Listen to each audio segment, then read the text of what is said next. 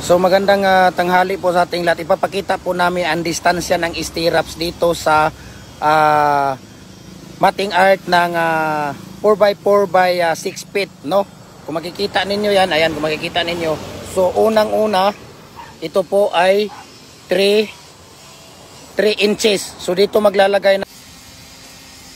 Ayan, so nilalatag na po niya yung ano natin, yung stirrup stirrup natin. Okay, nilalatag niya by distance. Okay, so ganito po yung distansya siya. Yung una, magano ka ng 3 inches bago ilagay yung stirrup.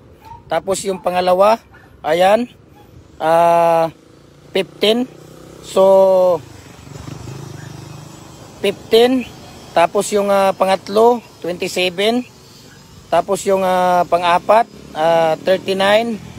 Tapos 51. Tapos 63. So mula dito 63 hanggang dito sa 6 feet, ayan. Yan po ang ano niya. So 1 feet lang po siya, no? Ayan, tinatalian na po niya. 8mm po yung bakal natin at saka number 16 yung tie wire natin. So ayan na po, tapos na paglalagay ng stirrup. Lagay naman tayo ng pangatlo dito sa itaas. Ayan, pangatlong vertical na po yan, pangatlong vertical. Ayan, tapos na po ang 6 feet na stirrup. Ayan, paubos